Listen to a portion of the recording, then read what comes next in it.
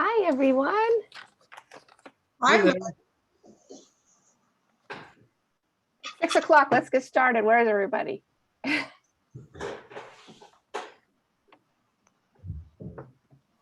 suppose we can give them a few more minutes, huh? Why not?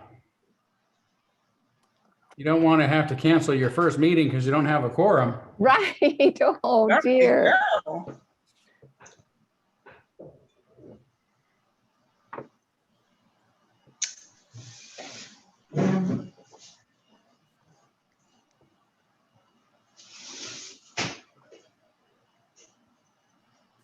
Are you leaving tomorrow, Todd? I am, yeah. First thing in the morning. Good. Good. Going to be able to get out of here. Is it hot there too? It is. It is, yeah. Yeah, it's hot. I think they had an unusually rainy and cooler summer than usual, but the hot, humid air is going to meet me there just in time. Yeah. Mm. Great. But that's all right. I'm getting used to it. Yeah. Hi, Catherine. It's nice to see your real face. Oh, you're muted. You have to unmute yourself.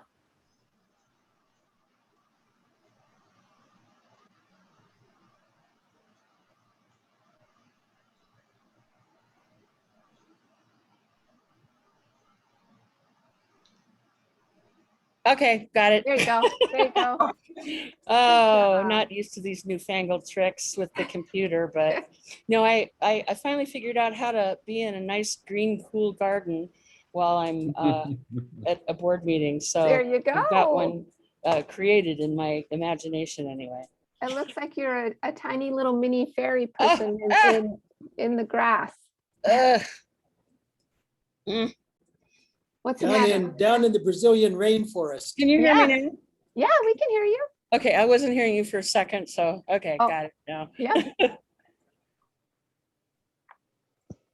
Well, let's see. I see Candace and Darrell, Catherine and Richard. It's sort of like my magic mirror. As I thought look I through my magic mirror, I see Right. Katie and Daniel. And I thought I saw Craig. He was here just a second ago. Here he comes. Oh, here he Very comes. good. Well,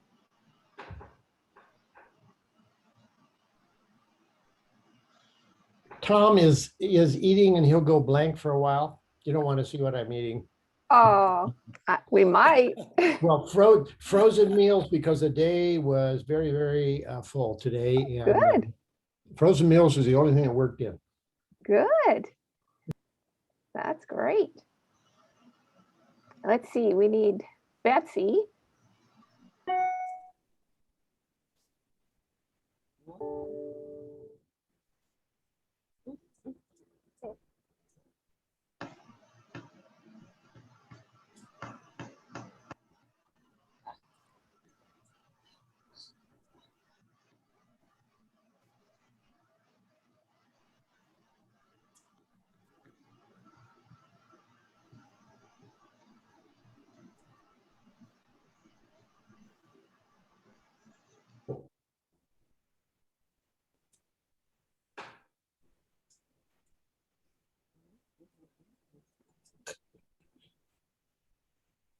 to make sure I'm stocked up on pop.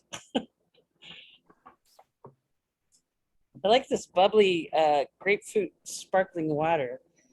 It's tasty. Oh. And it's, I don't know, gives me the illusion of being cooler. Your hair is blowing in the wind. It looks like you're out someplace where there I've got a fan on me, directly on me. Okay. Actually, it looks like you're deep inside your lawn. Mhm. Yeah, Wow. like I'm a little tiny person that's just like crawling out from my Yeah. lawn. Yeah. Yeah. Honey, I shrunk the board of trustees.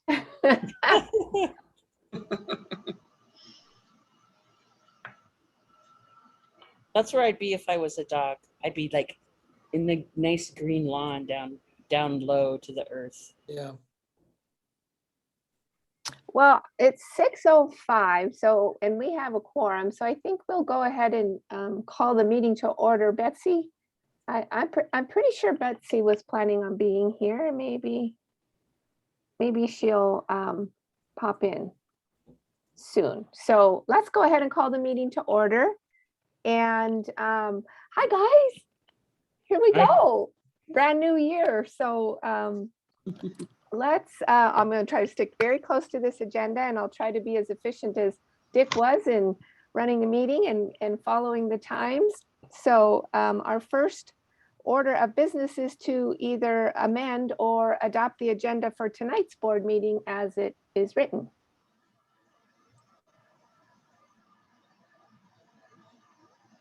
Any changes that anybody saw needed to happen? Any motion to approve it or to adopt it then? So move to adopt the agenda as written. In a second. I'll second it. And so if nobody is in disagreement with that, I guess then we'll say that the agenda for tonight is adopted. And then the next thing to do is to amend or adopt our minutes from our June 30th board meeting. I have a couple of very small amendments, just very minor. Okay, But on point 5, at least on the copy that I printed out here, it just says sign updated. And I suggest that we put sign updated document. And then it says that I signed the articles of incorporation, explains it. So that's one proposed change. And then down in the point 5 under the ops team report, there's a sentence that reads, the board is requested to consider how potential members living away can sign the book. And I suggest we amend that to read the membership. So those are my 2 proposed amendments. I think it cut out just a bit for me, but I think it said to sign the membership book. Did everybody else Yeah. get that? Okay, to sign the membership book. Great. Anything else? Anybody have any opposition to adopting the minutes from our June 30th meeting as amended? Okay, we'll do that by consensus then. All righty, let's go ahead with our opening words from Todd. Yes. Well, I didn't find any particularly suitable words tonight, so I thought I'd start us off the way I sometimes do, and that is to take a few moments without words. If your day's been like mine, it's been pretty busy, and I've been rushing from one thing to the other, and I think this is the last thing I'm rushing into tonight. And if you're like me, you might appreciate just a few moments of just breathing in quiet. So let's all just take about 5 good deep breaths in silence.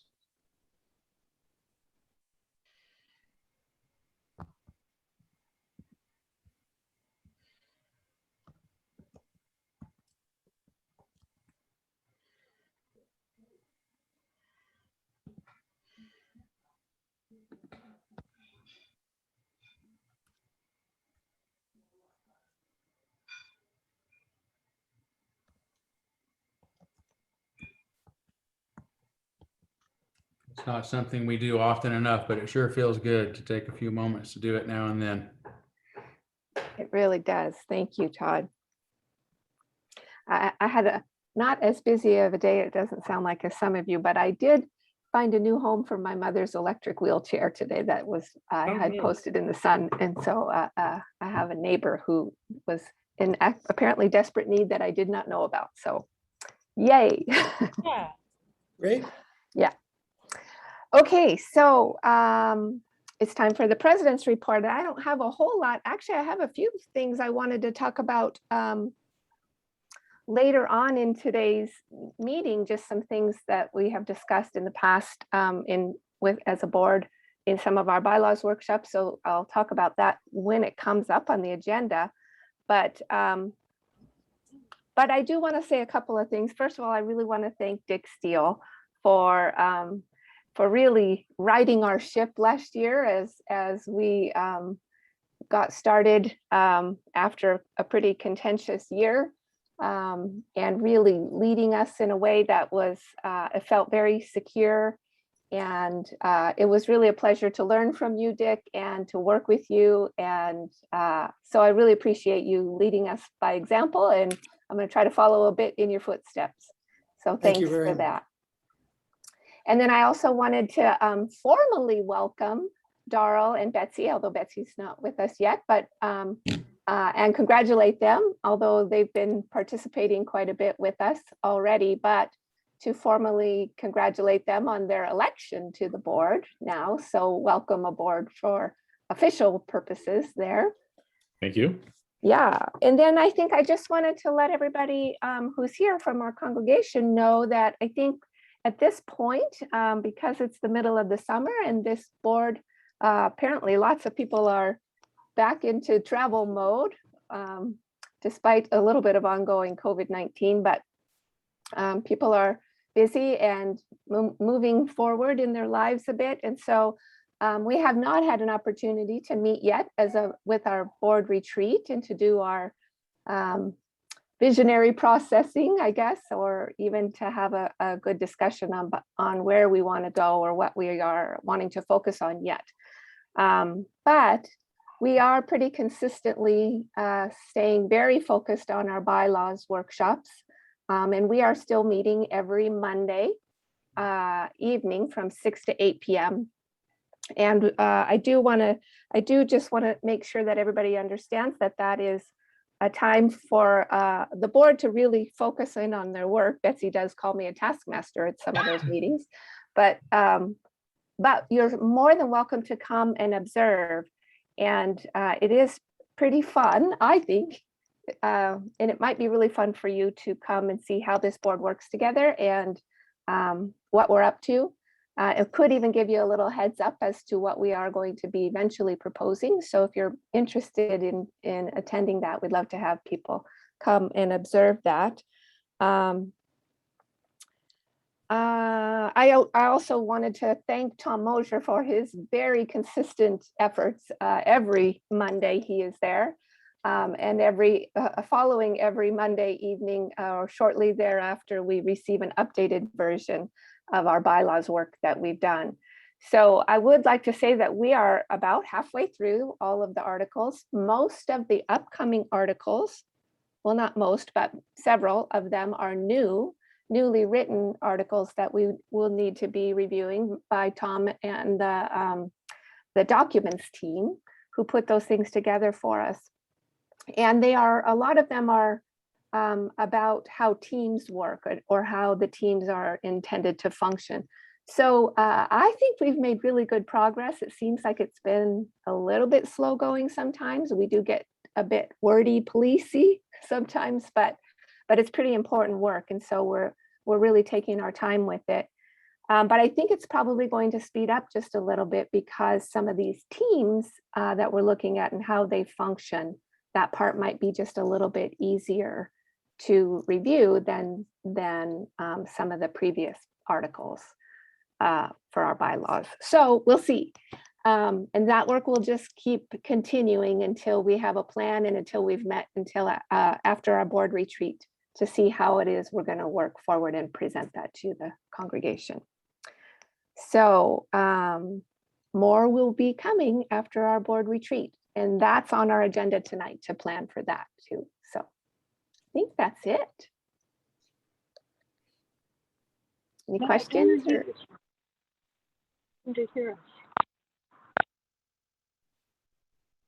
Okay. Todd Eckloff, Minister's Report. Okay, I would start by just mentioning the news about the COVID variant that has a lot of us, or at least a lot of people concerned. I know it's being suggested that we return to mask in public gatherings and public places. I personally feel that that's not something I'm going to ask our congregation to do at this point. If people want to wear a mask, they'll remain optional. Think that may change. We'll see how serious the CDC gets with this and if any state mandates come down. But right now it seems like there's a slight chance that those who have been vaccinated can carry the variant and pass it on to somebody who has chosen not to be vaccinated. And I'm hoping that those who are choosing not to be vaccinated will take precautions themselves, whatever is necessary. For the most part, the unvaccinated are choosing, for whatever reasons not to be, reasons that I would disagree with. But there are occasionally folks who have issues with blood clotting medicine or other health concerns that prevent them from getting the vaccine or vaccines. So I understand there may be some folks that have no choice, but I think for the most part, it seems like it is still an unnecessary problem that is arising from a lot of people choosing not to be vaccinated. The fact that we only have just over 50% of the adult population who receive one vaccine is tragic, but I'm not feeling compelled to ask the congregation to return to mask unless they choose to do that on their own at this point. So that's what I'm thinking. I'm happy to have any input or if there's disagreement about that, but that's kind of where I'm at today with it. The other thing I would say, and Candace has been doing such a good job with the operations team report. I'm not going to mention a lot of the things I often do because it's a bit redundant. So, and she takes better notes than I do. So, but what I would like to talk about is just to kind of keep you apprised of, my sense of what's going on with the Unitarian Universalist Association or our religion in general. Most of my information is just anecdotal experience at this point. I sent the entire board an email this morning, or forwarded you an email that I received from a gentleman in a UU church in Kentucky who says that their church is being kind of overwhelmed with this issue as well. And this individual had actually either watched the recording or tuned into one of our board meetings and was quite pleased with this board of trustees and the work you're doing. And I think, Richard, I can't remember if he said Richard still rocks or something to that effect. Yeah. He was very, very complimentary of you, and I agree. And that's not the only such email I got this morning. I tend to continue to get, 3 to 5 or 6 emails a week from perfect strangers, letting me know that their congregations are waking up to this, and in some cases it's causing conflict. A lot of the times, they're telling me their boards and their ministers are explicitly attempting to silence anybody who disagrees with the new mindset of the UUA leadership. And I continue to see, 2 to 5 or 6 copies of my book sell each day. So it looks like people are continuing to take an interest and continuing to, I hope, slowly wake up to what's going on. So that's my report today and kind of what I'm seeing. Thanks, Todd. Yeah, that was interesting. I'm assuming he got the recording from this gentleman from Louisville. Got our recording. Is it on our website that anyone can? I wasn't aware quite of that anyone could go in and watch one of our board meetings, but apparently so, huh? I think so. I think that's why we record them and put them up so that the congregation individuals who haven't been able to attend can access them. So yeah, I guess folks from around the country are able to tune in too. Good. I'm glad nobody was complaining. Right. It was a great board meeting to attend for people who are interested in what's going on due to the reports that you gave. Yeah. Many of you gave on the General Assembly. Yeah, it was. Okay, great. Thanks, Todd. Next up is Candace and the operations team report. Okay, I have 6 items. Number 1, due to a lack of security on Sundays when the front doors had not been locked after services, Shelley McLellan has been hired to lock up the building after the second service each week, and this appears to be going very well. Number 2, a new position, child care specialist, has been created to head up and schedule child care providers during church services. Effort is underway to solicit applicants for the position. A volunteer fair will be held in the fall to encourage members to volunteer for various teams, including a lead usher, a guest speaker team lead, a worship team lead, and more members for the pastoral care team. The church's financial books will be closed for the year in August after a final consultation with the finance team. Because of the underutilization of church property and services during 2020 and the first months of 2021, the amount of unused money from last year's budget totaled $12,508.60. And this amount has been added to the church's repair and replacement fund. The operations team is currently seeking 1 or 2 volunteers to fill a 2-year term on the operations team. And the team has made the decision to continue meeting over Zoom for their foreseeable future. Still twice a month. Twice a month, and that's on Tuesdays at like 1 o'clock or something. Yes, at 1 o'clock on Tuesday. Okay. Good. Any questions or comments for Candace? Thanks, Candace. You're welcome. Okay, well, the next thing on our agenda is for us to elect a vice president from the board for this new fiscal year and a secretary. Because we learned at one of our board bylaws meetings that we are actually out of compliance with our state law, not having a secretary who is a board member, which is different than a recording secretary who is not a board member in our case, according to our bylaws. So a secretary, according to our state law, apparently we don't even really have to have a vice president, but we must have a president and a secretary on a board like ours. So, and that person is responsible for ensuring that our minutes meet the criteria that would be necessary for a corporation like ours, I guess. Am I saying that correctly, Mary Giannini? I see you there. That would be wonderful if you had anything else you wanted to, because Mary was the one who educated us on our, no, that was it. You're muted, Mary. Yeah, you're Mary? muted. Mary, can you unmute?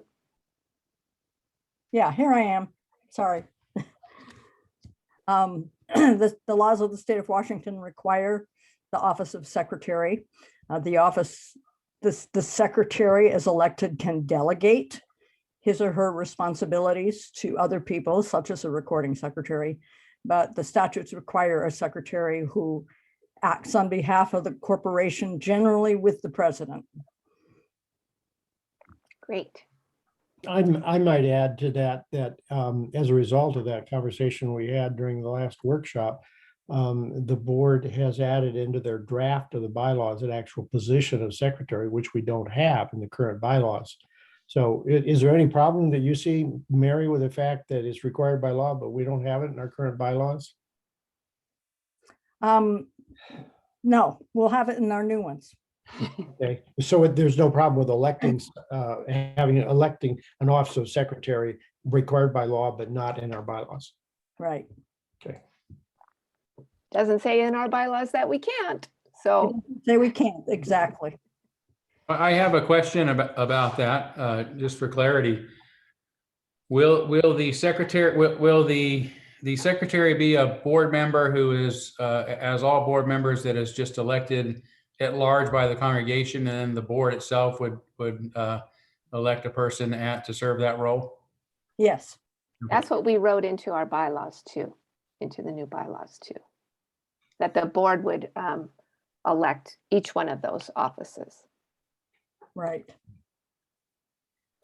Well, at any rate, let's start with secretary here, because as a result of that conversation in our bylaws meeting, we had a lovely volunteer, and that was Darrell. So I'd like to nominate Darrell for No the second. Okay. Okay. All those in favor? Aye. Aye. Aye. Thank you, Darrell. Yes, You're thank you welcome. very Yes, much, thank you. Darrell. And congratulations again. Yep. That's right. Get busy delegating. Yes. And then for vice president, I've also had several conversations with several of our board members too, as to who does not want to be that, or who would be willing to do so. And so I'm going to go ahead as the president right now too, and nominate Candace Schmidt for the position of vice president for I the second it. upcoming year. Any, or not any oppositions, all in favor of Candace Schmidt serving as the vice president? Are there other nominations? Are there any other nominations? We had some anti-nominations, people saying, no, not me. Okay, great. Great, thanks, Candace, congratulations. Thank you, Candace. Thanks, Candace. Thank you, Thank you. Candace. And then also having conversations with board members about determining who would be the new executive team. I'm hoping, so mostly the people who did not want to, I just want to be super clear that people are not saying I don't want to. It's oftentimes they have some obligations that are coming up or some travels planned or something through the year. So having that extra commitment is a little bit difficult sometimes. So I would like to request, well, first of all, our executive team, just to remind people that's very different than an executive session. Our executive team meets just the week before the board meeting on a Wednesday evening, typically is what we've done, for about an hour to set the agenda. And so this last year, it was myself as the vice president and Dick Steele as the president, and then Craig Aldworth, and then Todd, of course. And so I would like to propose that other than Todd, we have an all-girls team, and I'd like to recommend that Catherine Trestrail join us for our executive team meetings for this upcoming year, unless anybody is opposed to that, or somebody else desperately really wants to do it. Yes, Craig. I'd like to second that. Oh. I think that would be great. Thank you, Yeah. Catherine. Great. Everybody's just raise your hand if you approve. Okay, great. So Catherine Trestrail. Hey, Lynn, I have a question.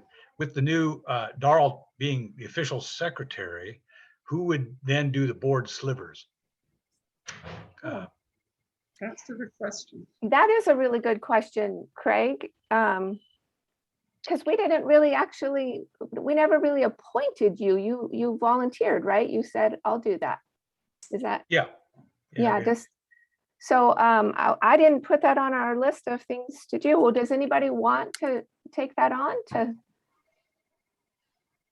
pick that up. Darrell, would that be Could- part of the secretary?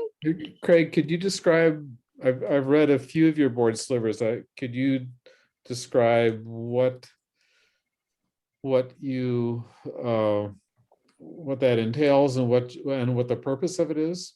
And is Oh, it it's, something that has been done for a number of years, or is this new this year? No, it's been done for many years, my understanding. And Okay. so the way I did it, I just took notes during the session and I wrote what I remembered. Sometimes I would wait to compile it until I saw Dorothy's rough draft of the meeting minutes, but sometimes I would go through and it would be my version. And then I would send my version out to all the board members and ask for corrections or additions to the slivers. And then sometimes, well, one thing, if you do it, do not misspell Candace's name.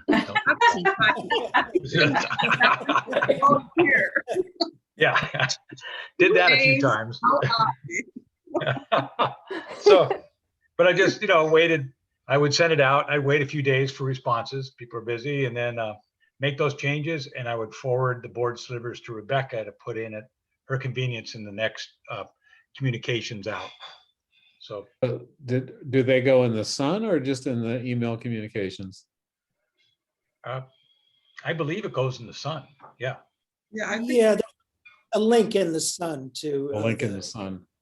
Yeah. Mhm. And how are they different, or what's the purpose?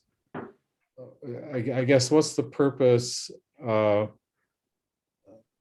the purpose different than sharing the minutes, the formal minutes that Dorothy takes with the congregation? Well, they're more conversational, one, and Okay. two, they are sometimes we might, as a board, we have our agenda, and we want the congregation to, if they are reading these, to concentrate on a few things that we're concentrating on.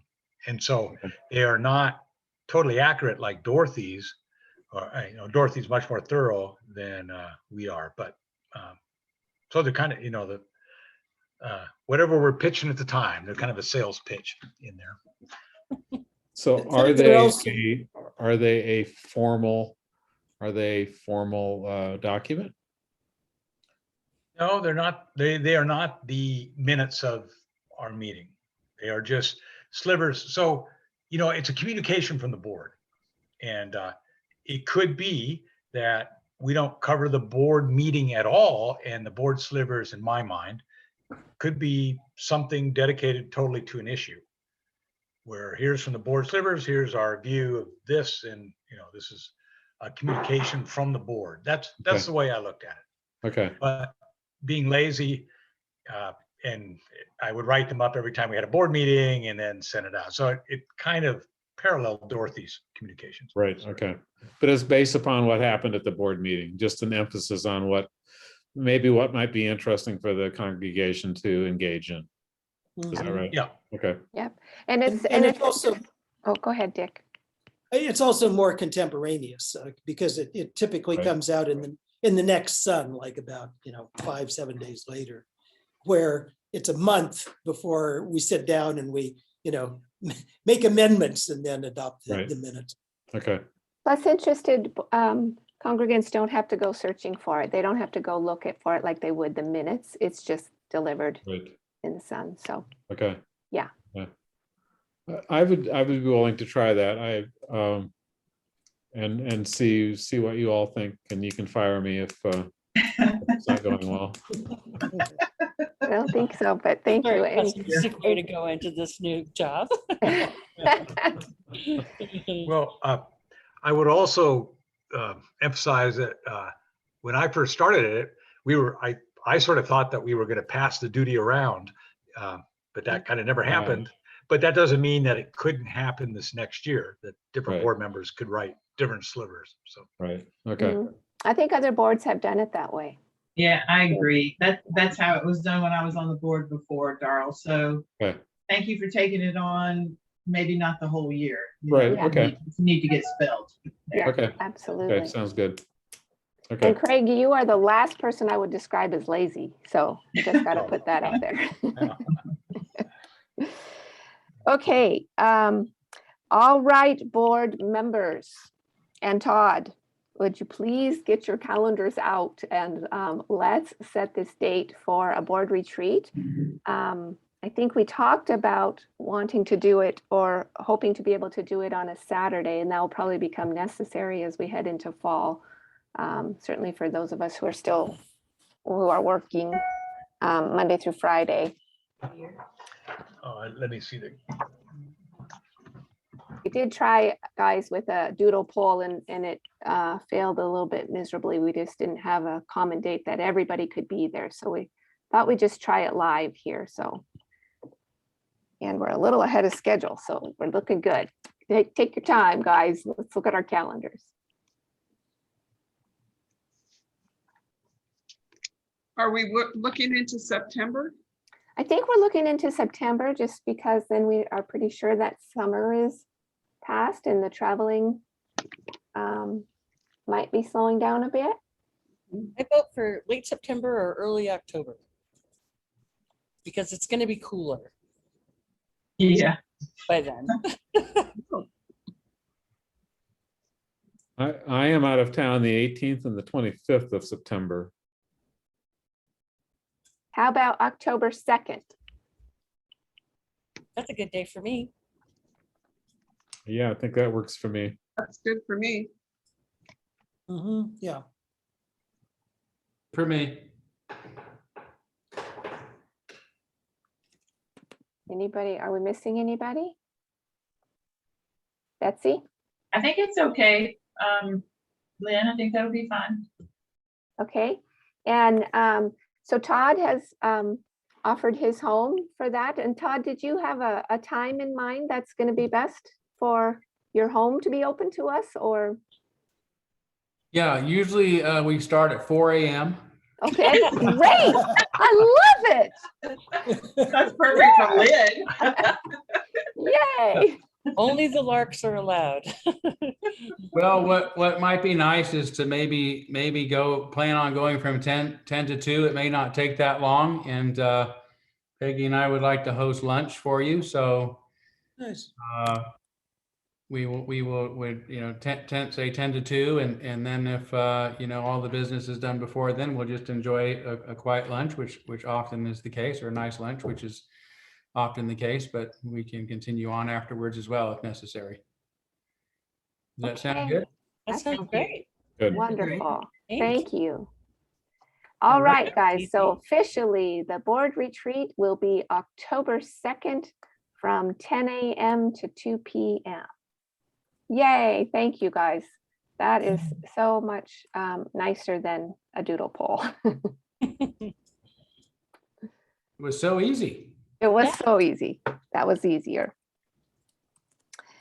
Okay, the next thing on our agenda here is several appointees.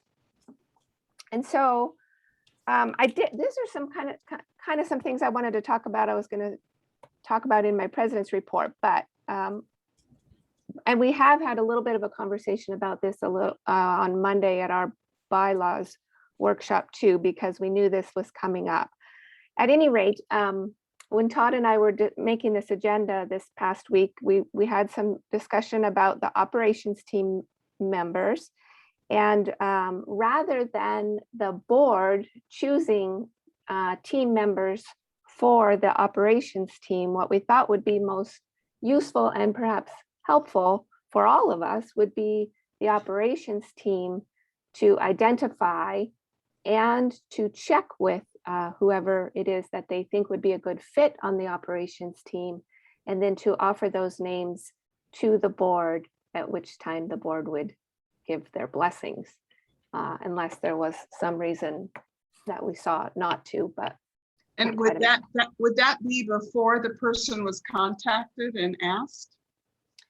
well, no, I don't think that makes much sense. I think it would just make more sense to be more efficient if the operations team identifies who it is and then asks people rather than trying to have the board say, okay, here's what the ops team does to somebody, and then are you interested? And then having to have that back and forth kind of communication. So, but I'm open to other ideas. And if there's any volunteers that are sitting right here, maybe we could, or anybody that's interested or knows somebody who they might recommend or would be interested, because we have, well, Todd is here from the ops team and Candace is our liaison. So we could take some names and give them some ideas if anybody has them. Well, But I just wonder whether there might be, whether you use the term negotiation with the board or some prior consultation with the board about a potential, new ops team member might be helpful. The more people that are consulted, I think might be a good thing. Do you mean asking for the board's initial thoughts on the people that you potentially identify before you talk to them? Yeah. I mean, I'm sorry, I'm putting words in your mouth. What could you explain? What you'd yes, like to do? that is what I'm just wondering whether that might be better, if you had more minds thinking about it and about who might be the best fit. I think you would be a great person to be thinking about that, Candace, because you're our liaison and you're very familiar with the ops team and who might be a good fit. So I feel a little unqualified to make those kinds of decisions personally, but well, it would be a joint can, decision. Yeah, I think the board wouldn't make it, but and what does the rest of you think? Maybe people have other ideas. It's possible that we might identify some person that we think would really be great in a particular position, and that we might want to emphasize that to whoever is going to ask the person if they want to serve in that way. I mean, I can't imagine us just like blackballing anybody that we didn't want, but I do think there might be times when we really would want a particular person just because we think they have some special skills.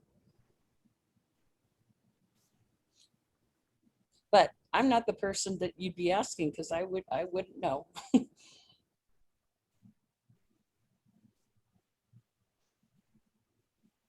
Well, one other possibility is to post an announcement in the Sun saying that there are openings and that we're looking for people to serve, and see if there are volunteers that step forward from the congregation. Mm-hmm. That's a good idea. has that been done? For some reason, I thought that had been done, but I'm not certain. Todd or Candace, can you? I don't know how it's been done in the past. So. I think working on the operations team, it's nice for the operations team to have some input into Absolutely. who we're going to be working with. So, but it is the board's obligation to approve appointees to the to the team, not the operations team. So, I think it's good to have a system in place where the operations team can at least make recommendations or have some sort of conversation before folks just get put on that team without any input at all. I think that could lead to some issues. And then the other problem that comes up, of course, is if the board needs to discuss, if the board has questions about recommendations, that's probably not something you want to talk about in a recorded forum, I actually think that's a perfect example of a need for an executive session. And then you would have to come out and make your decision. Make your decision public. So I think it, to me, it's almost better for the board to get some names and then have an opportunity to say, well, geez, I think I'd like to have some discussion about this before we make the approval, and then you could go into an executive session for that discussion. If that makes sense. I mean, I just think having a situation where you're presented with names, a variety of names, and then you have to select from those and do that in an open conversation is going to make it difficult for you. So that's the obstacle to overcome. We generally don't need very many nominees. Just one or two, I think, is about it as they rotate off. So finding the right person, I think, with some input from the operations team and the board is important. I'm not a big fan of just putting advertisements in the sun for this reason. I think they should be people that have been thought about and have a record of being able to work well in under these sort of circumstances. So I hope that the people who have to work with them will have some thought. It's been helpful to be able to do that in the past. Some input anyway. So I think, we're already just a little bit behind. It would be, and Darrell actually mentioned this at our bylaws workshop when we were talking about this too, just that potentially, certainly next spring, we'll put this on our calendar to be thinking about this a little bit earlier so that somebody could be ready to be appointed at the beginning of the fiscal year, so that we are acting within accordance of our bylaws, because I think that's the term of service for those appointees. But at any rate, for right now, can we then just sort of punt back to the operations team to have that discussion within their meeting and to give us some names? And if I think that is not a bad idea, it just would mean that they would not be approved by the board until our next meeting, because that's when we would go into executive session. Is that correct? If I'm correct. We only do that at a board meeting, right? I thought we could do executive sessions at any point. Oh, Is that not right? You could. It would probably be helpful to, I guess, we probably should iron out the details of how exactly we'll do this maybe later on, so that you don't have to get outside of your agenda time. But yeah, it'd probably be better for you to know that this is going to be on the agenda and that there may be necessary to have an executive session. So you plan for that. But yeah, if it becomes apparent that an executive session is necessary during a board meeting, you can go into executive session as long as it's announced and during that meeting and the purpose, and then you come out and make any decisions publicly back in the open board meeting. So you could, but I think it's always better to know that that's a possibility. So if we work that into this plan, for replacing members to the operations team, then when we know it's going to be on the agenda for discussion, we would have some space in that agenda for an executive session if it should come up. Or maybe it should just come up. Maybe you should just so nobody has to feel uncomfortable, but just say, this is a potential, volunteer personnel matter. So we're going to go into an executive session just in case anybody has some concerns or issues they're not comfortable raising. And if not, that's great. And if so, they get to raise them. Yeah, Catherine, we want to have an executive session inside of a regular scheduled board meeting. Okay. Because even though what goes on inside the executive session is not talked about and added to the minutes will include that we went into the executive session. And so it's very important that is, announced and people know that we did do an executive session rather than before when, I don't know, they had just secret meetings, whenever they wanted to. And Right. and you guys wrote that into your policy Right. governance documents, and then we echoed that in your draft of the bylaws. Right. Right. Okay. Yes, and one other thing is that as we go into executive session, we make a public announcement as to what the issues are that are to be discussed, not substance of the issues, but the nature of the issues. And then we go in, when we come out, any vote that is taken in public. So that, and it would presumably be on what it was that we announced we were going to be talking about. So I had a question for Todd. Todd, are you suggesting that the current operations team try to identify people that might be willing to serve? Yeah, I think that the current operations team would come up with some folks that we think would serve. Well, I mean, we would, the idea was that we would talk with them and see if they'd be willing to serve. Right. And then present those names to the board Okay. for the board to, consider and approve. So Candace, would you be willing to take that back to the operations team at your next meeting to say that that's the, what the board is thinking about, that you folks try to bring some names, talk about some names or talk about some people that might be willing to serve? Of And course, yeah. would you be willing to do that? Of course. Okay, perfect.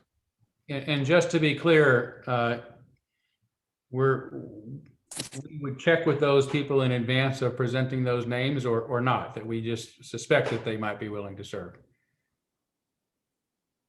I would think it would be good to check with them before coming to the board. That makes sense to me.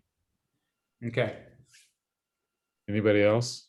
it makes sense to me too, just for the sake of efficiency, because Yeah. if we talk about them, have an executive session and they're not willing to serve or they're not interested or whatever, then we have another month to go by. And, Right.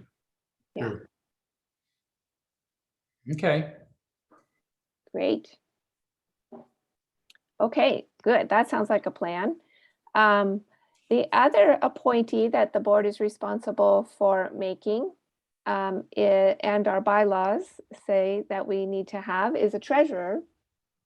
And we are tweaking that a little bit in our bylaws, at least for now, as far as the term of service. But we did have a 1 term or a 1 year treasurer this past year, and that was David Eagle. And so we are still in need of appointing a treasurer. And the only thing I really wanted to say about this, Todd and I have had some other conversations about the treasurer position being a bit on the redundant side in our church because we have a bookkeeper and we have a finance team. But at any rate, our bylaws do require that we have a treasurer, and I'm not certainly opposed to having a treasurer.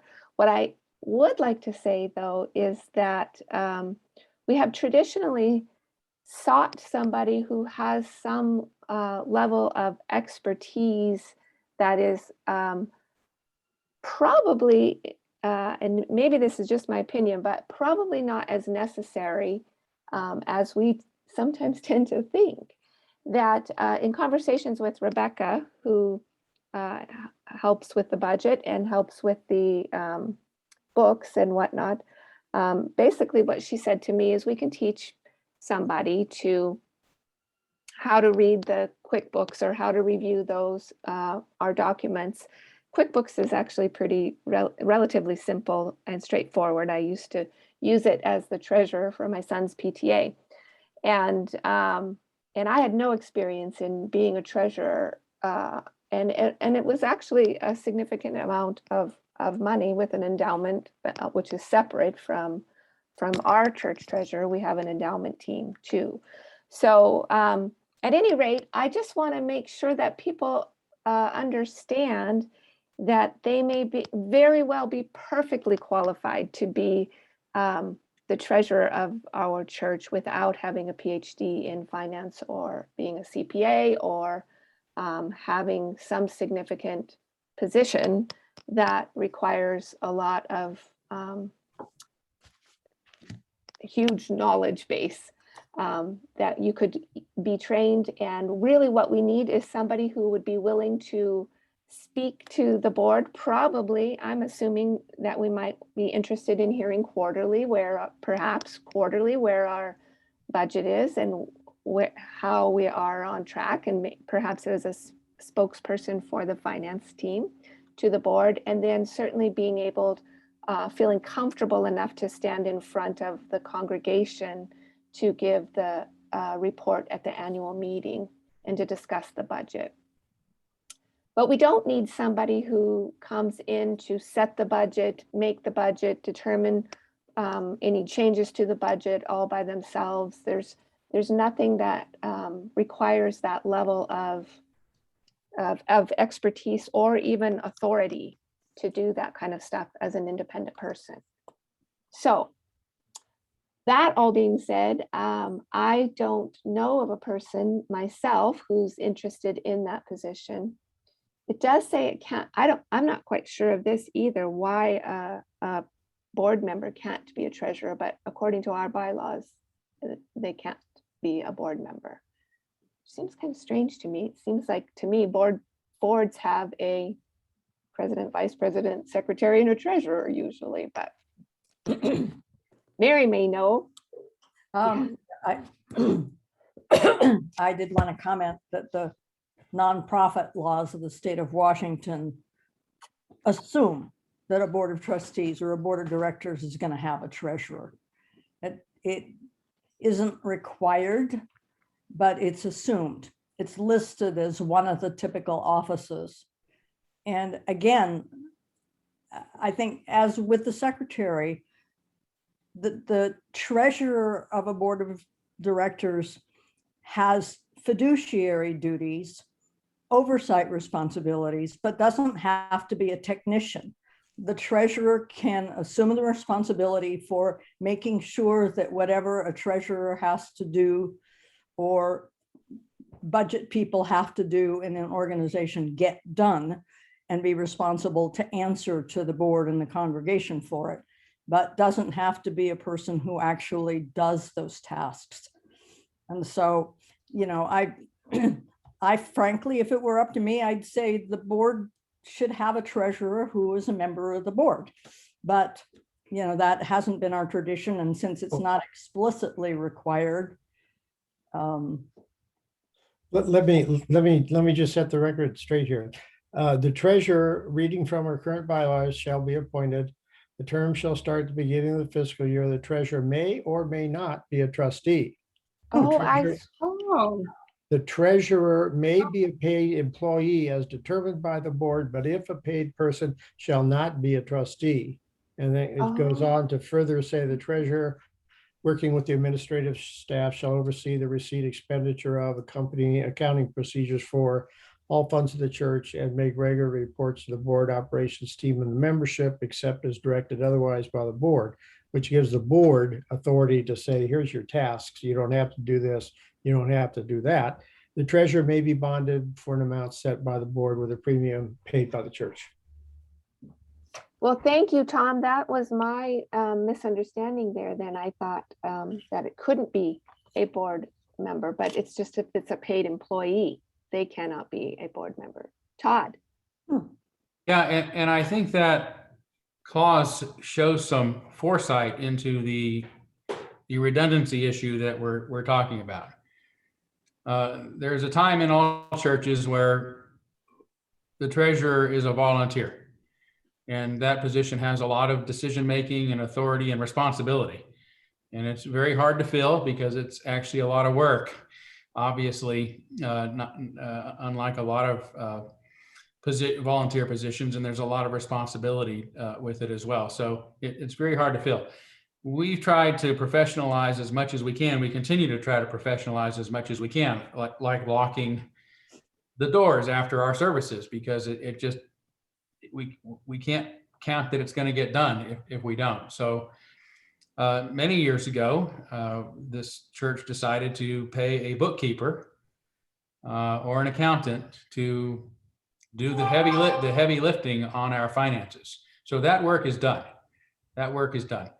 What we need, what the board needs and what the congregation needs is somebody who is savvy enough with numbers to look at those reports that are generated by our professional and be able to relay that information reliably, understand it and relay it reliably to the board and to the congregation. Currently, one of the positions on the finance team belongs to the treasurer for that purpose, so that the treasurer and the finance team and the board are all getting the same numbers and on the same page. So right now, that is also the purpose of the finance team, right? The finance team is also a team that is supposed to report to the board and help the board stay in touch with the budget. So there's a bit of a redundancy there, and I think that of course you don't want to pay somebody who is on the board. So for the drafters of our bylaws to foresee that there may come a time where we have to pay somebody to do this because it's a big job, then they cannot serve on the board. They'd be an employee. In this case, it looks like we've been calling that individual our bookkeeper or our accountant rather than our treasurer. So and I'm not making any suggestions at this point, but I would just say that there's an opportunity there perhaps to. Can I just add? Yeah, add please. to that, Todd? It's not unusual for larger corporations to have the controller or the lead financial person in the corporation to serve in an ex officio capacity on the board as the treasurer. And it's typically a person who's paid by the corporation to do some financial thing, but sits on the board ex officio to be basically the liaison between the board and the organization, and to fill that fiduciary responsibility to make sure, I mean, it's the real issue is that the board has a legal obligation to understand the finances of the organization. And the best way for that to happen is to have the head honcho finance person reporting to the board, either in a capacity as the treasurer or in some other regular reporting capacity. And that's why it's fairly typical to have the treasurer of a board of directors be one of those finance people from the organization. One And additional often thing. they don't vote. They're ex officio by virtue of their title in the organization, but they don't have a vote like the rest of the board does, because they're there in a very specialized capacity. Doesn't mean they can't vote, but often they don't. Yeah, one additional thing is that towards the end of this past year, I talked with David Eagle about what specifically are the skills that he would recommend for somebody who would occupy the treasurer's position.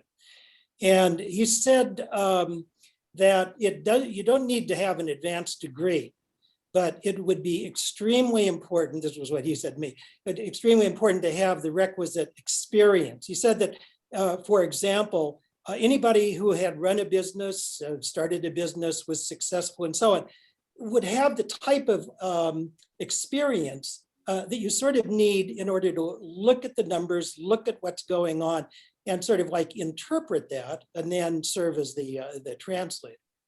And so it sounded to me from I said, well, would somebody who was just good at math be because I'm pretty good at math, would somebody who was just good at math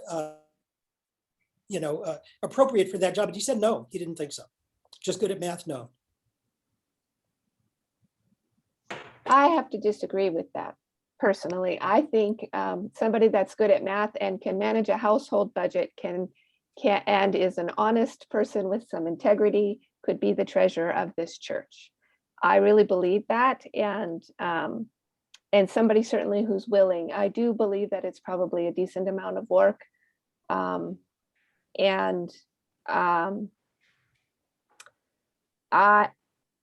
you know, Dick, if you're interested in being the treasurer, I would support that wholeheartedly, but I was talking. Oops. I'm sorry, you got, oh, go ahead, Todd. Well, you know, I think that what I, you know, would recommend is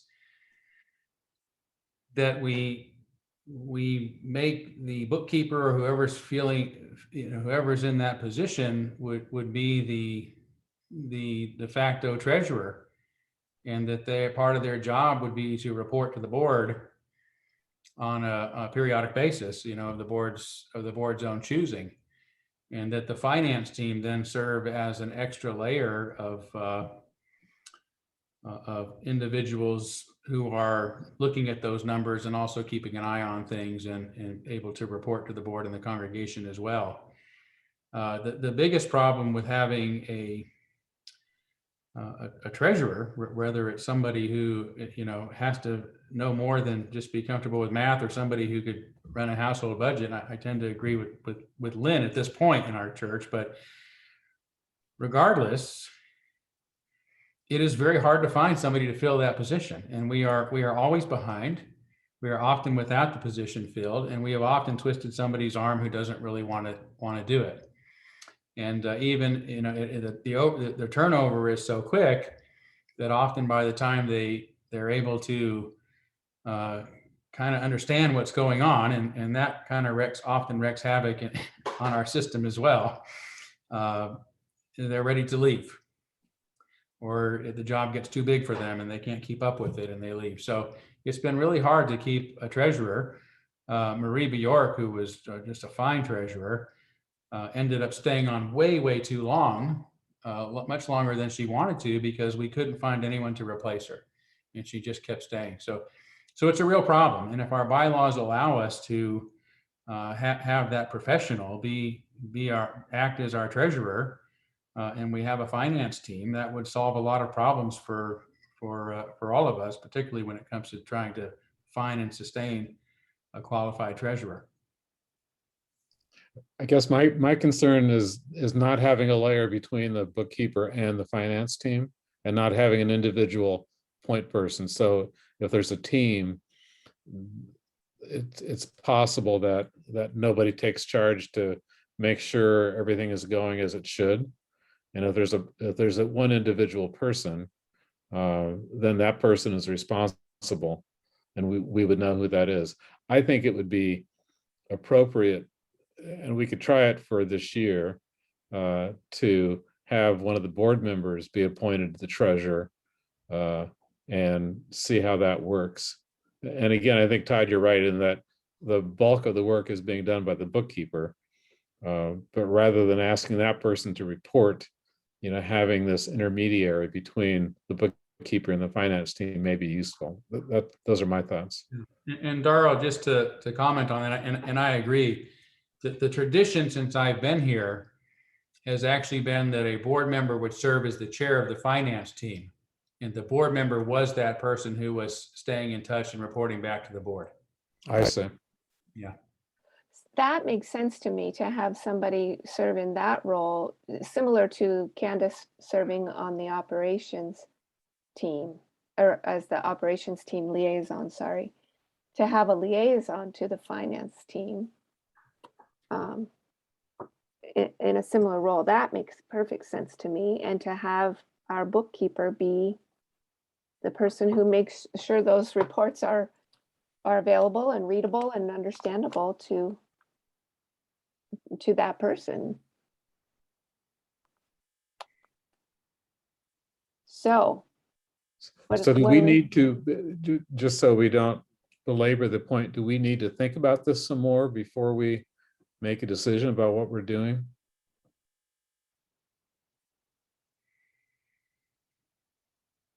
I would think so. I think we do, or at least outline our options so that we can clearly compare them, because we've talked about a lot of options tonight. Okay. So we want to continue that conversation then a little bit later at our next meeting, I guess.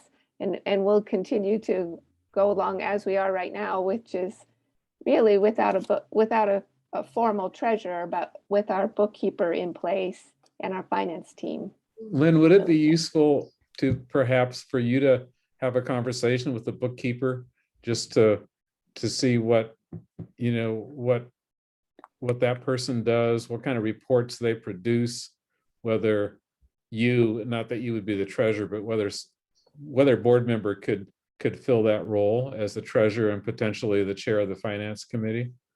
I guess what I'm getting at, and rather than always trying to find a volunteer outside of the board to know that this role, whether it's the chair of the finance committee or treasurer / chair of the finance committee, that role is going to be taken up by somebody on the board. So we don't have to scramble and every year try to find somebody, and as Todd said, twist arms, that we just know that of the 7 people on the board, somebody's going to take that responsibility. Yeah, I think that's it. And also that the bookkeeper is where the specialized knowledge is professionalized, as Todd said. Right. And a general board member can be that liaison. And that's, I think when Darrell asked you to go talk to the bookkeeper, who I don't really actually know, but see if they're willing to be that and can be that person who provides that information to a lay person in terms of bookkeeping anyway, which could be one of us in order to be that treasurer. And I don't know, Mary, would that work? Is that kind of what you're saying, or would that be appropriate? That's workable too. I mean, there are lots of ways to do it. And I think what's most important is to remember that the whole point is to make sure the board knows what's going on. Yes. So you can meet your legal obligations. Yes, yes. So And, that's and an Mary, advantage to having, excuse me, that's an advantage to having a board member be this liaison to the finance team and the treasurer, which is kind of like liaison to the bookkeeper and the congregation on financial matters. So without having to do the heavy lifting like you're describing, Todd. Right. If you've got a treasurer who's basically responsible to make sure everything's going on, and all those other people are making sure it actually happens. Right, in an oversight sort of way, but not actually hands-on, like Right. with the spreadsheet, blah, blah, blah. Yeah, right. Yeah, and I'm positive that can happen because I haven't had a conversation with Lynn. Her name is Lynn, is that correct? I think so, yeah. Yeah. But I have talked to Rebecca about it, and Rebecca was the one that said, yeah, that's very doable for our bookkeeper to teach or to Yes. inform and to keep somebody well informed from whether a board member or not. But I really like the idea of it being a board member, because then I just feel like the board is doing what we're supposed to be doing, which is awareness of our books. I agree. Yeah. Mary, Okay. one of the things that I think would be helpful would be if you could point us towards what are the sorts of documents that are generally under the purview of a treasurer in a large corporation, that is sort of like legally performing their responsibilities and competently. That would give us a sense of what in fact is entailed. I don't have that sense now. Okay. Great. Mary got an action item. That's what you get for showing up.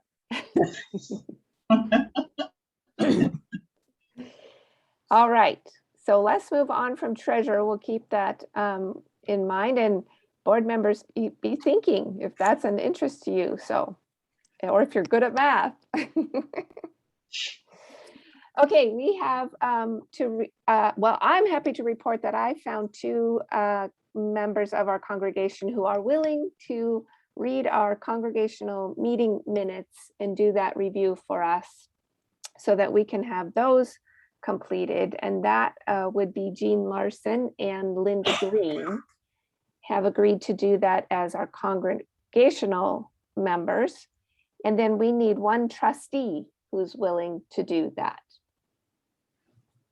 Is anybody open to that task, taking on the reading of the congregational or the meeting minutes?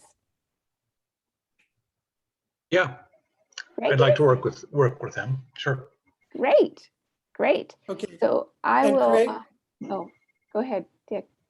One thing I was going to say is when Dorothy Mill first submitted the minutes while everything was still fresh in my mind, I went through and made some notes on them. So I'll send you the copy that I annotated. So you have Okay. my Okay. annotations. Great, great. So it's sort of double duty there. Yeah, Tom. I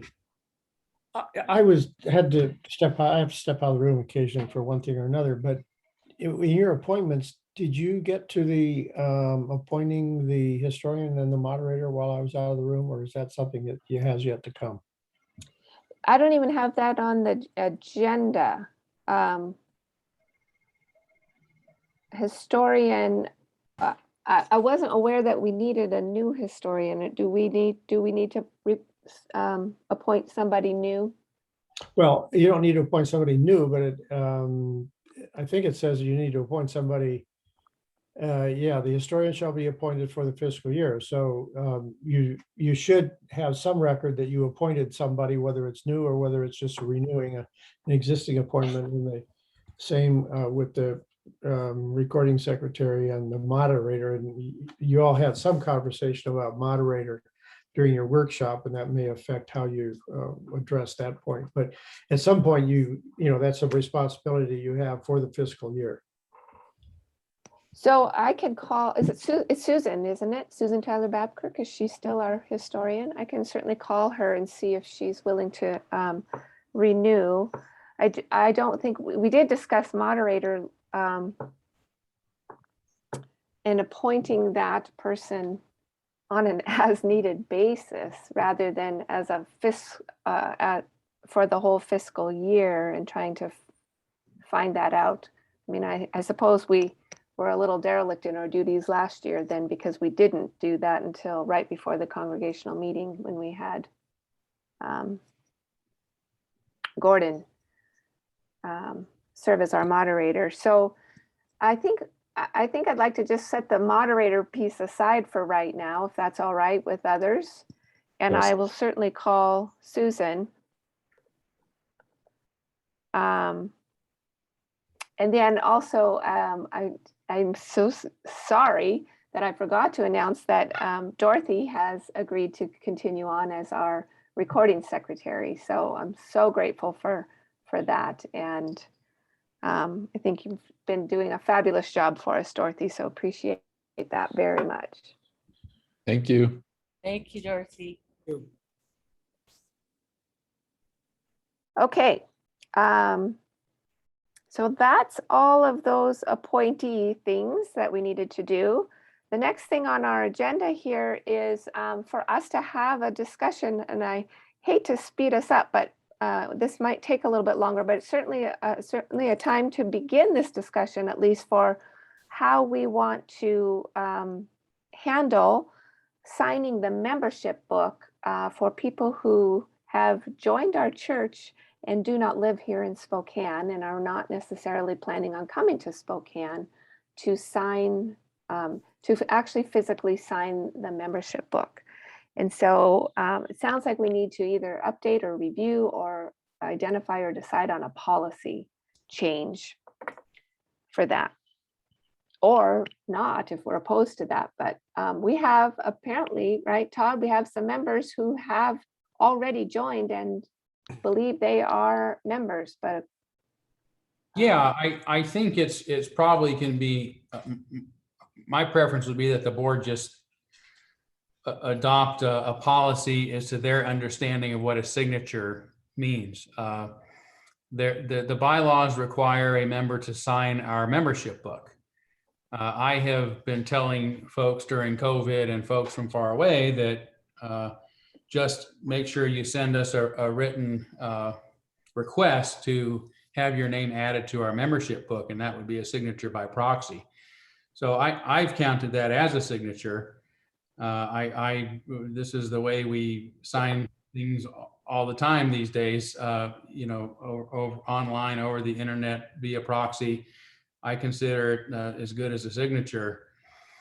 In fact, we've got several of us got documents from a bank to sign online on behalf of the church just last week. But some, well, at least one of our members, I should say, and if one of our members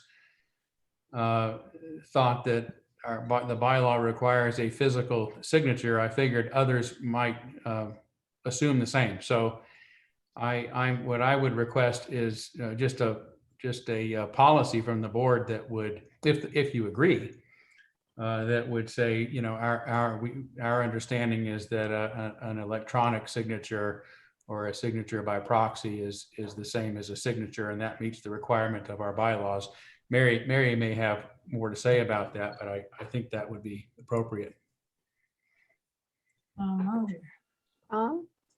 Well, gosh, I feel like I've got the weight of my world on my shoulders, as we recently heard from one of our Olympic stars, because I go back to the bylaws and it says members join the church by attending orientation sessions, aligning themselves with the purpose, mission, principles, and signing the membership book, as well as accepting the obligations of membership.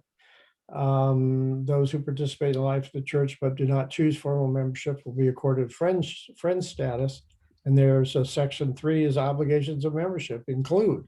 So my question to you, Todd, how would these people, besides signature by proxy, which is admittedly a very minor thing, how would they meet the current requirements for membership? And the board needs to think about revising what they've already written about a membership if we're going to open this up to people who can't physically be present.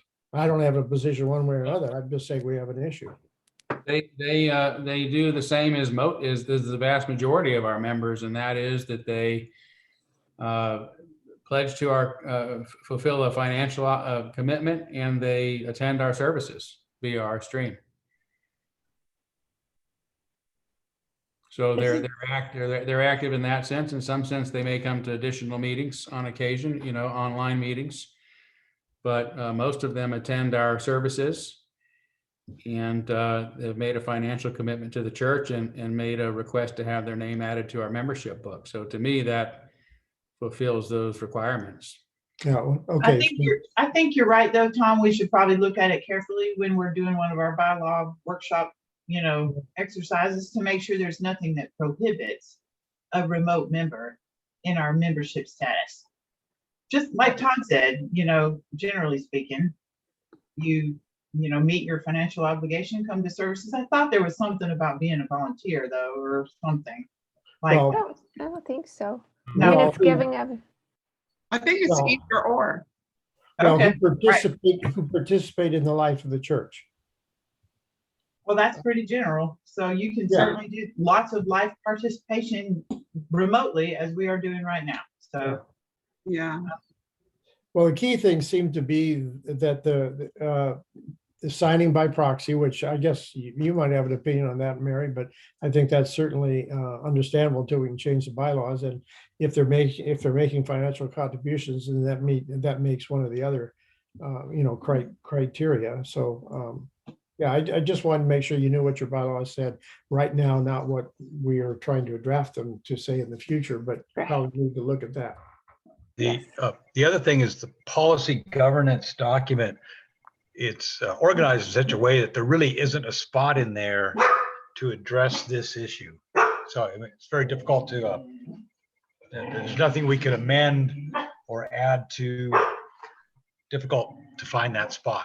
So That's a really good point, Craig. And I was wondering about that too, because that is sort of an organized book of policies.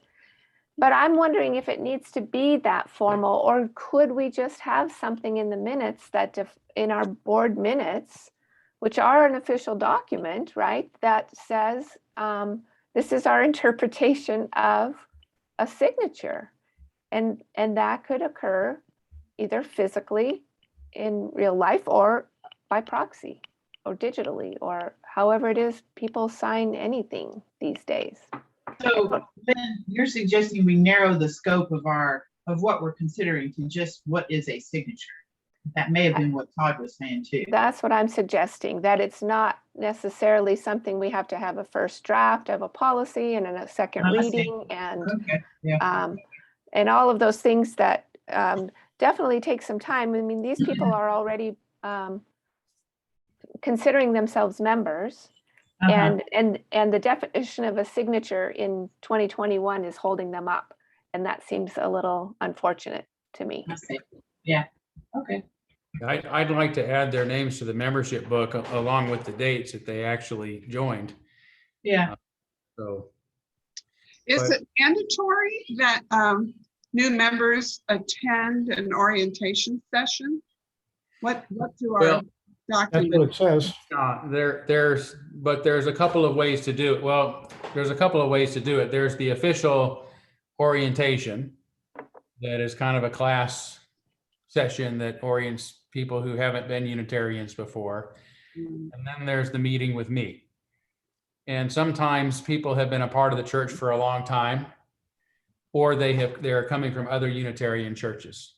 Mhm. So they don't really want to take the classes, Sure. which are understandable. So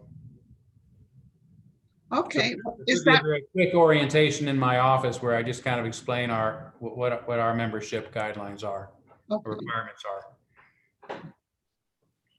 So I guess what I'd like to do then is propose, or I don't know if I need to make a motion, but I'd like to propose that we have in our minutes, the definition of a signature is either physical signature in our membership book or done, you can help me with the language, by proxy, By proxy through a written request. by proxy through a written request.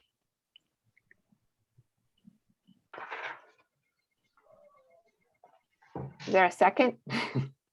I second it. Any other discussion or? Could you have Dorothy read it back to us, what we're deciding?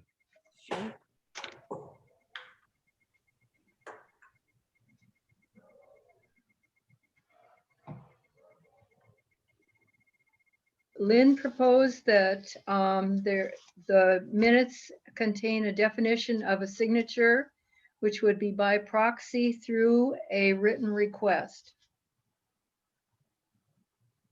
So, oh, go ahead, Craig.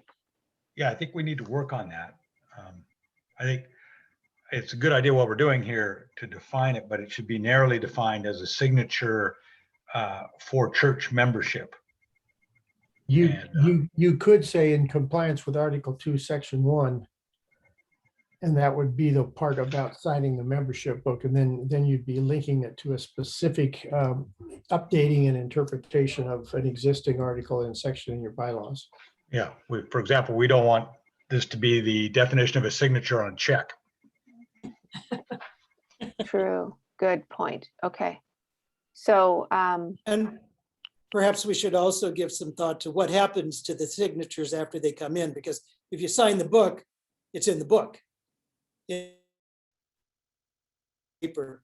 Yeah, they would be added physically to the book by our staff, right? But you can put that in there if you want to be added to the book by staff or members of the new member team, something like that.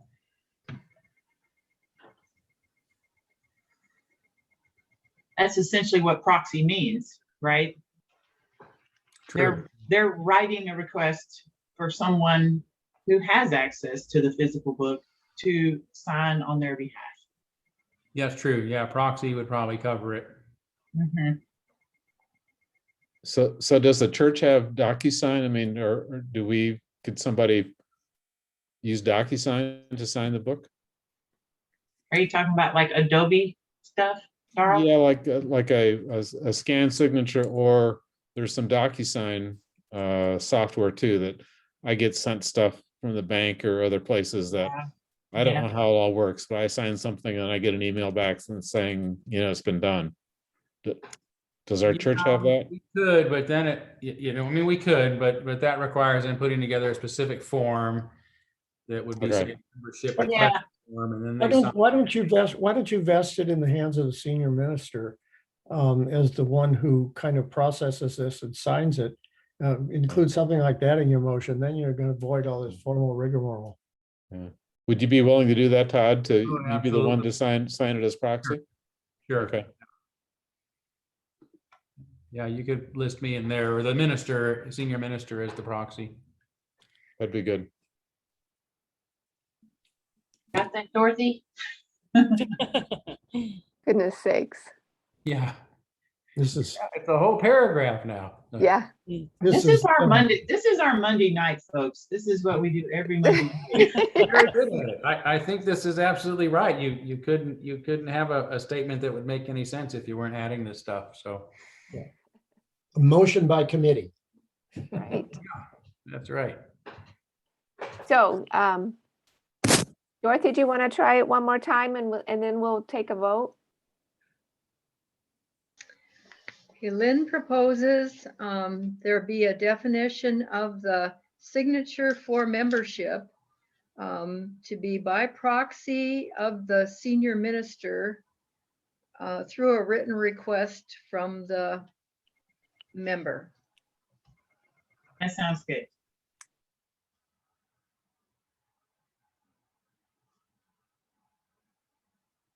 Okay. Wait, give me a minute here. I think- Okay, Craig, go for it. Well, just give me a minute here and I'll be able to spit something out. Okay.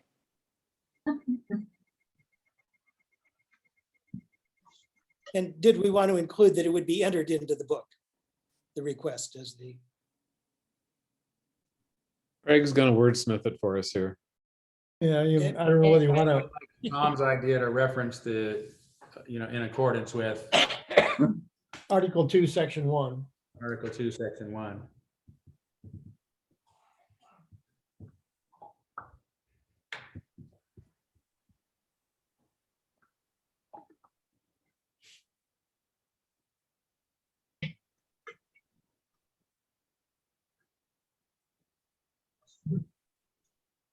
Okay, I have something for y'all.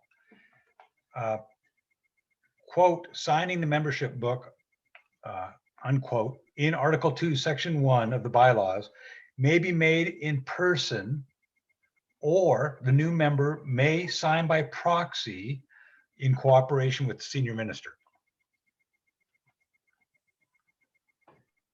or by arrangement with the senior minister. How about work something in there by written request of the new member? Okay.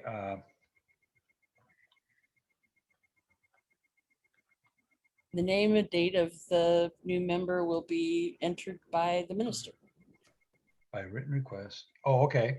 And the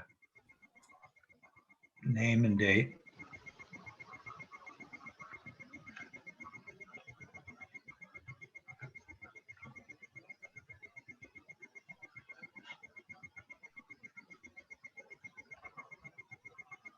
Okay, let's try this one.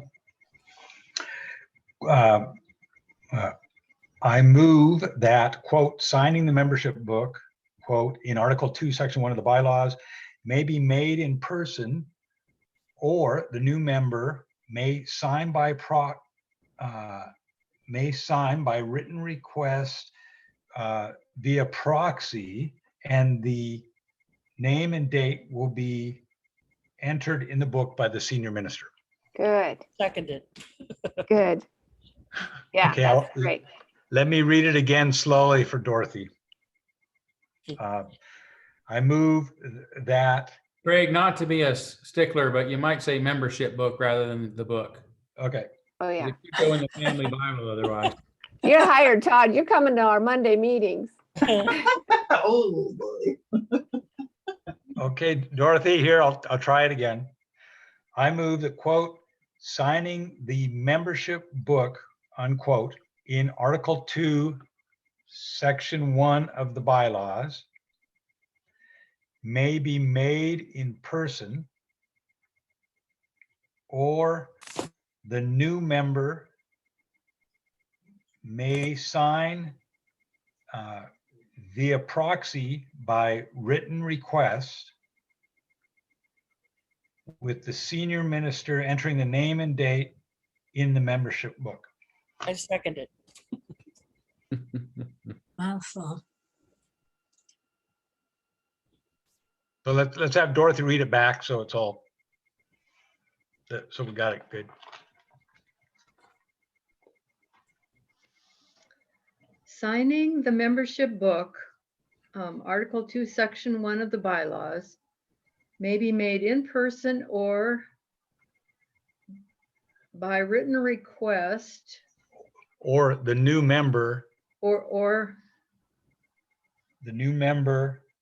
may sign the new member may sign via proxy. via, did you say via? Yeah, via Via proxy, proxy of the senior minister whereby the senior minister will enter the name and date in the membership book.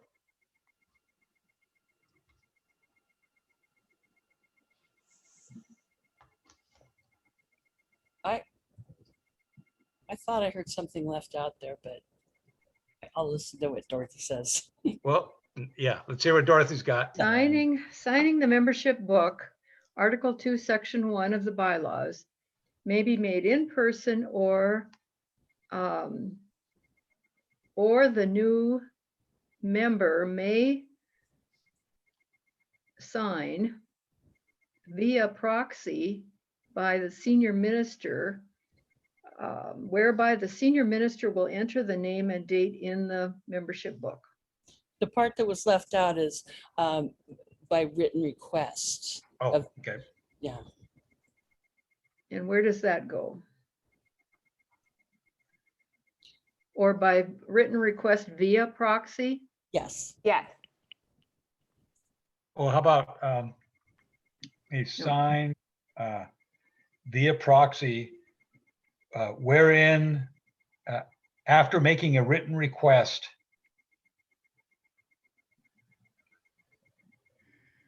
Is there a Yeah. chance we could put this off and so we could get to the rest of the business? And we could maybe I think it wordsmith this. sounds fine just the Monday. way that it was before, where by written request. I think it was good. And it will certainly serve the purpose. If we have to wordsmith a couple of where-ins or wherebys, boy, this is how the sausage gets made, right, guys? We can do that when we approve the minutes. Yeah, for And I sure. think we're in agreement on the substance, right? now. Yes, so let's finish that vote. Is there any further discussion about it? We'll finish the details of the wordsmithing, but. Okay, all those in favor of changing that definition? Aye. Aye. Aye. Okay, looks like unanimous. Thanks, guys, good. Okay. Now we are going to have an endowment team interim report from Karen Dorn-Steele, and I see Mary Giannini is also with us. They are co-chairs of our endowment team. And this is to kind of, well, I'll just let Karen Dorn-Steele go ahead and explain why this is being done. So thanks so much, Karen, for sending us out the written report and then giving us the summary tonight. So I'll turn it over to you. You are muted. Good luck. You're muted. There we go. Thank you very much. I'm sorry. I remained muted. Thanks, Lynn. And I sent you out a 5-page written report. I'm just going to summarize the most important points. The introduction states what we're trying to do. We're beginning an evaluation of whether we should move our church's funds out of the UUA's Common Endowment Fund and into a new endowment vehicle with better annual returns, lower fees, and more local autonomy. And at the end of our process, which will likely be September or October of this year, we'll make a formal recommendation to you, to the board. I gave you a history of the endowment, which is interesting. I'm not going to go into all of it, but way back it started before the 1990s with about $10,000. And then it rose in the 2000s. And at that time, we were spinning off the church was spinning off segments of the endowment to fund a variety of infrastructure and landscaping things, and also the funding that for the ministerial search that brought us Reverend Eckloff. And the fund was originally invested in a Vanguard account that was managed by Dan Ekert and Tom Mosher very well. It grew to over $200,000 by 2011. But at that point, the endowment team of the day determined that it was large enough to require professional management at that point. And the goal has always been, was then and is now, to guard the principal and grow the savings. So the team at the time looked at a variety of options, and they chose the Unitarian Universalist Common Endowment Fund for its professional management, its fiscal growth, and also its a focus on investments that reflected UU values. And our first UUCF deposit was made, CEF deposit was made in December of 2011. And then we transferred our balances over the next few months. But when the fund had reached $300,000, the Board of Trustees agreed with an endowment team proposal not to have any more distributions disbursements until the fund reached $500,000. And the reasoning for that is that a larger endowment could make a significant contribution to the UUCS budget, reducing our dependence on annual pledges. And at that time, it was estimated the fund would reach $500,000 between 2019 and 2022. But because of generous additional contributions and also the growth of the fund, we reached that goal a lot earlier. And by 2017, we were able to start making disbursements. And since then, there have been $61,844 contributed to the church budget from annual withdrawals between 4 and 4.5% of endowment earnings. And I just checked the report I sent you had a slightly lower number. I just checked again, and our endowment as of July 2nd is $778,348. So our current issues and concerns is that we have, I'll summarize next. While the fund has grown over the past decade, we do have concerns about the UUCEF's current legal structure, its performance, its management fees, and its community investment practices. Mary Giannini has, at the last board meeting, gave you some information on the legal structure, but I'll just reiterate a bit here. In 2012, the UUCEF was spun out of the UUA, and it was turned into a separate LLC, with individual churches sharing liability for fund losses as UUCEF members. So the new structure shifts liability for the fund from the UUA itself to its member churches. And the UUCS Board of Trustees signed a new operating agreement with UUA in 2012 that endorsed this arrangement, which also stipulates that if our church ever dissolves, all of our endowment funds will be owned outright by the UUA.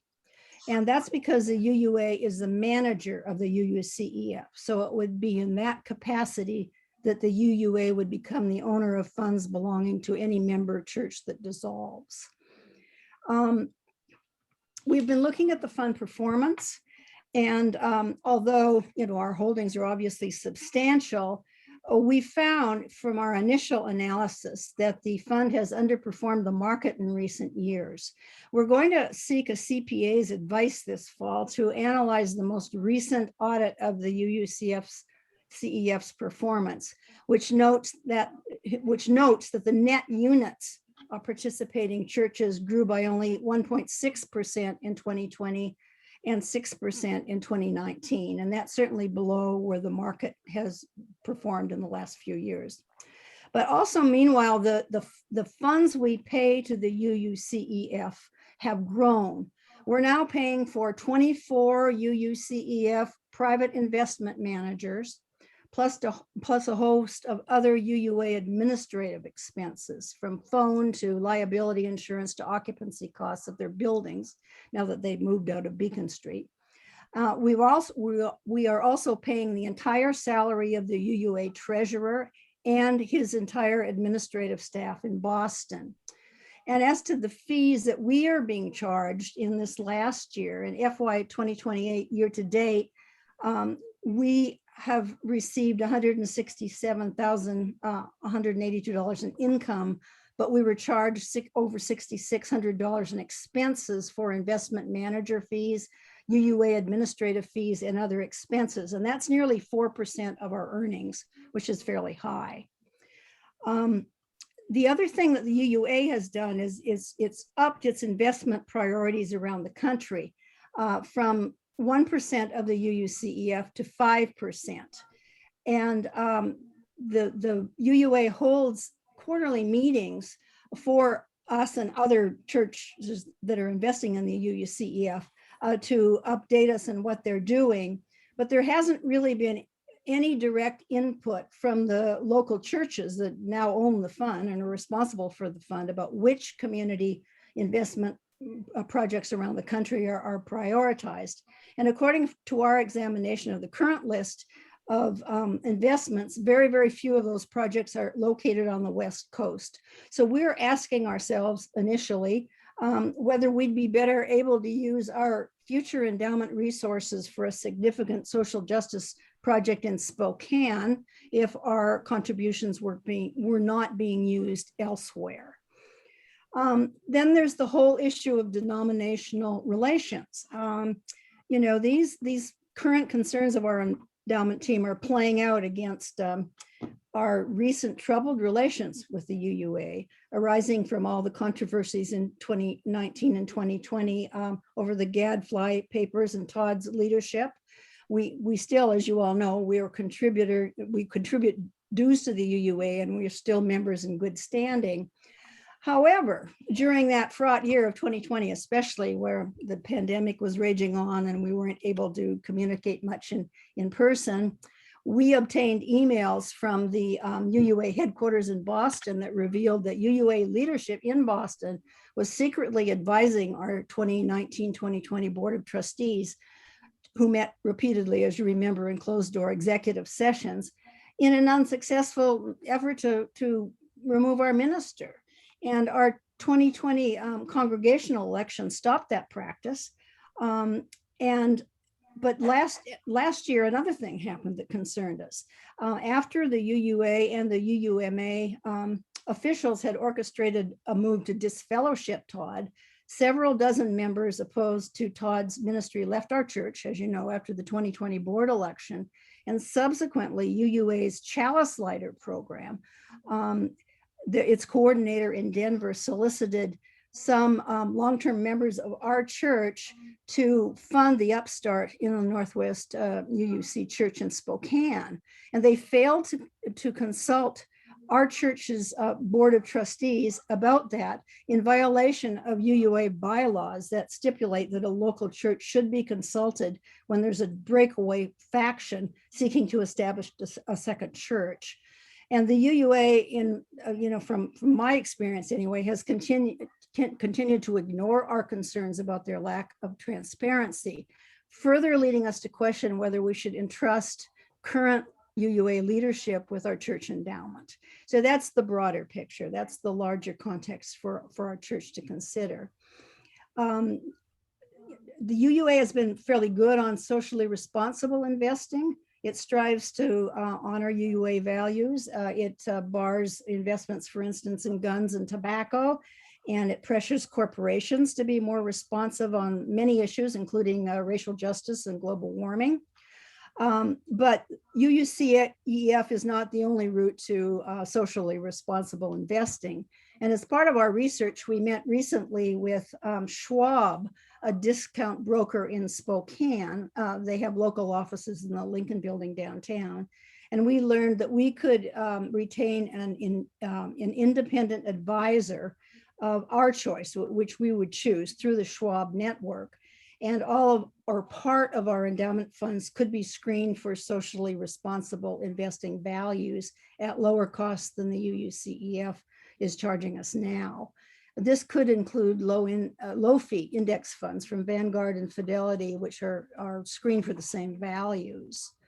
So our next steps, to summarize, if you agree, if the board does agree with if we make the recommendation and if the board agrees with it, we could, to exit the UUCEF, we could start moving our funds this fall. Withdrawal from the UUCF would require at least a 30-day notice to the UUA. We've not determined yet whether we can take all of that money at once or whether it would have to be done sequentially in a series of 30-day notices. One possible approach that the Schwab people said would be possible would be for us to park our initial investments in a Schwab custodial account while we interview fund managers and decide which one we wanted. And then when we choose a manager, we could move our money into a managed account with much smaller fees than we're currently paying to the UUCEF, about 1 to 1.25% of our fund versus 4 to 5% in the UUCEF, which we've estimated at this time.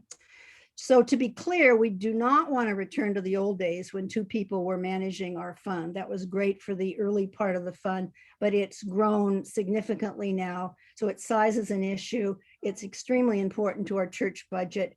And there is also, of course, potential liability for individual church members. So that's where we are now, and we're continuing our research into the fall, and then we'll come back to you with our recommendations.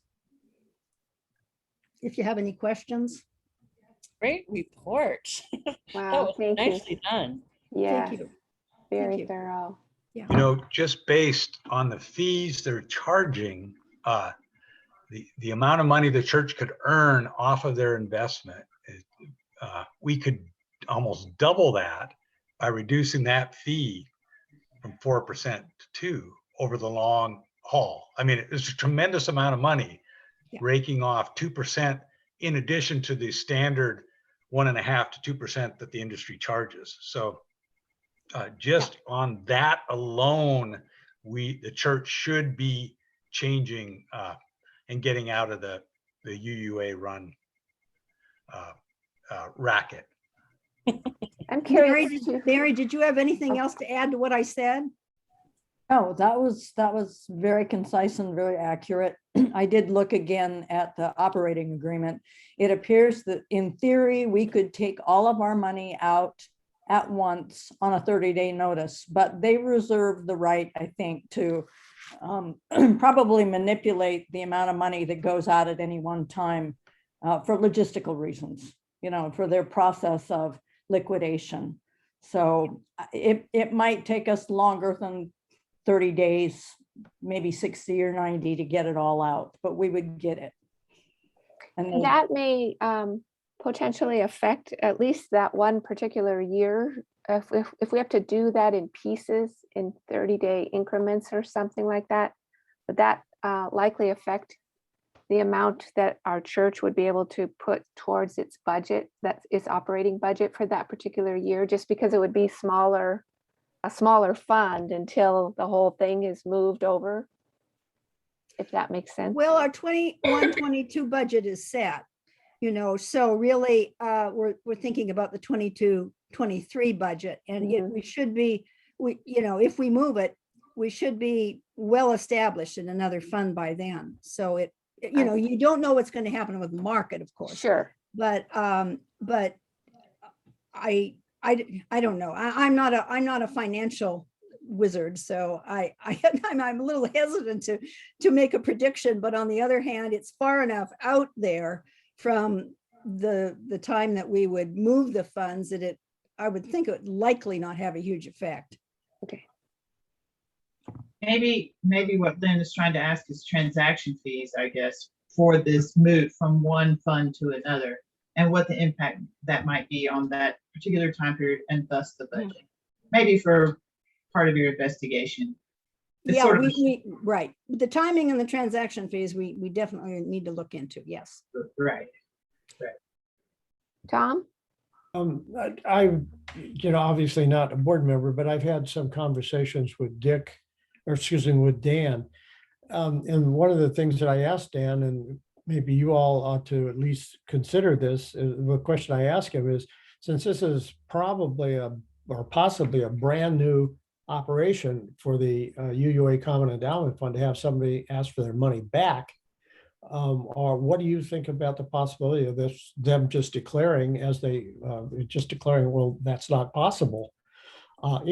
They're well known for making up their own rules as they go along and trying to make everybody else think it's the golden rule.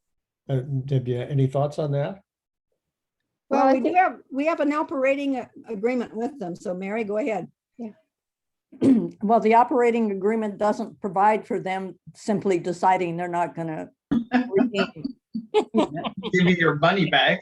That doesn't mean they wouldn't try, but, and it certainly doesn't mean that they wouldn't delay the process as long as possible, for their financial benefit. But there's no mechanism for them simply to say no. In the agreement, you're saying? In the agreement, right. Okay. And of course, we don't know if any other churches have Sure, we don't. requested a withdrawal of their funds. That's not part of their publication, the other No. member organizations, or how much, or any of that sort of thing. I guess that's probably confidential, maybe, I don't know. Darrell has his hand raised. Yeah, I had a question for Mary and Karen. Did you investigate Vanguard or Fidelity or any of the other large brokerages in addition to Schwab? Yeah, we're in the process of doing that. Got The it. Okay.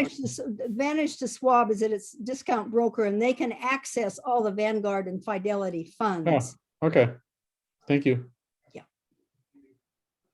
So a question that I have is, do you foresee the need for any additional resources, perhaps to get specialized expertise in order to understand the statements that the UUA puts forth so we can sort of weigh our options in an informed way? I think it would be a good idea, and we talked about this a little on the team of engaging a CPA to look at the audited financial statements of the UUCEF for the past 2 years, because as I say in this report, they're at the unit price, the gain in the unit price of each church seems really low according to the audited report. But what is being reported as gain in the fund by the UUCEF each quarter is a little bit higher than that. And we don't understand the discrepancy, and we do not have a CPA on our team. So I think we need some additional expertise to understand that. Is church money, is that a special status, just like a 401k? Or is it just money in terms of a classification? Well, it's just money in the sense that it doesn't have any restriction like a 401k or a 403b would. But because it's designated as an endowment, it's treated with extra fiduciary care. We have a higher level of fiduciary responsibility to care for it because of the way it's designated as an endowment. And that's a board responsibility. We do, Mary, we, the board, who's, Right. is what you're saying, okay. And endowment team, yeah. Right. Well, Karen, thank you. And Mary, thank you both very much. Please do thank the whole endowment team for us, because I know there's a lot of effort and investigation and research that you're putting into this, and that takes a lot of time. I know that we were waiting for Dick one night to come back from a meeting to come to another meeting. So I know there's a lot of work going into that. And I also want to just remind everybody that that was just an interim report, and that the endowment team is going to be providing us a much deeper report when we have all the information gathered and we have a little bit more of certainly more of a recommendation at that point later this fall. So I just have, yeah. I just have one question. Is this, if we were to decide to take this action? Is this something that we would need to go to the congregation for a congregational vote on? When we entered the fund, there was no, we researched this a little. When the board in 2012 decided to enter the fund, or 2011, late 2011, there was no congregational vote. But there's certain, I think, at least just my own opinion is there certainly should be a congregational conversation, if not a vote. Yeah. Absolutely. And I think this board in particular is super serious about our transparency and making sure that everybody knows what we're up to in any given moment. So that we will definitely be certainly having more conversations with interested congregants. So that all being said, I was truly hoping to have 15 minutes for new business and a little bit of conversation. So I'm going to put off the rest, any other endowment questions, but please do keep those in mind and keep tabs on what kinds of questions you might be formulating even later during the month, so that we'll have another opportunity to ask more questions if they come up. And I will put aside, unless there's something absolutely urgent from somebody here who's not on the board, or maybe you are on the board and you have some new business that we just didn't attend to. I know we're going to have more conversations at our board retreat, but if there's anything that's really, really pressing, we should maybe at least write it down so that we can address it. And if not, I think I will call it an evening if everybody's okay with that. And we will adjourn this meeting, this first done, meeting Lynn. of the fiscal year. Lynn. Good for you, Jen. We got done. All right. Our next meeting, though, let's make that announcement, is Wednesday, August 25th, 2021, 6 to 8 p.m. Great. Thanks, Lynn. All right, guys. Thanks, Lynn. Bye, everybody. Thank you, Lynn. Well Bye, Lynn. done. Thanks. Good night, everyone. Night. All right. Good job. Good night. Good night, Marion.